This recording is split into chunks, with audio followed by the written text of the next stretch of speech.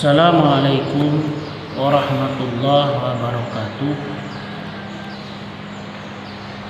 Yang mulia dan terhormat kepada seluruh guru-guru, dan yang mulia dan terhormat kepada kaum muslimin dan muslimat yang dirahmati Allah Subhanahu wa taala.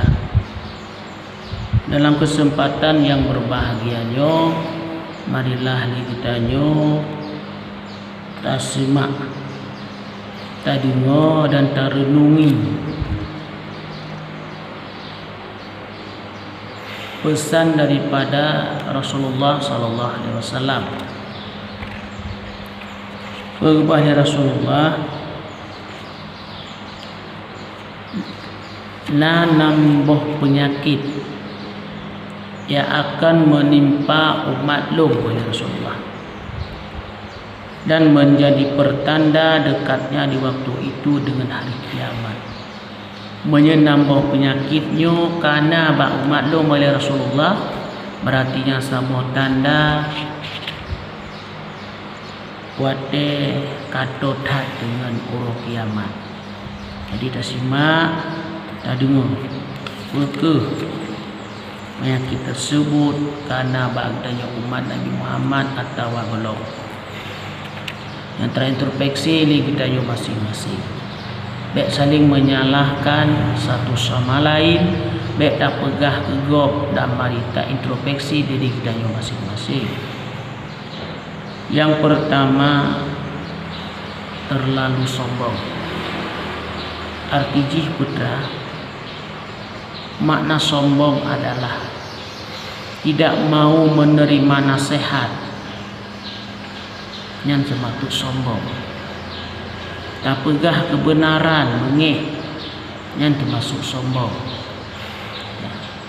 Yang kedua, terlalu mewah tanpa tujuan. Kamu mewah-mewah anak tujuan siapa?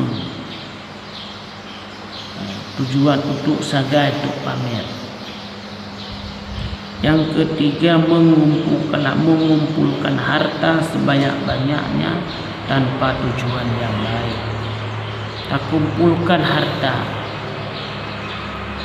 hanya tujuan yang harta lu tempat agama hendak dibantu, orang miskin hendak dibantu, anak yatim hendak dibantu. Yang ketiga, menipu dalam merebut harta benda. Demi harta menghalalkan segala cara, walaupun caranya hanaget. Asaina harta tak pegat aju, walaupun hanaget syariat. Yang kelima, saling berselisih paham.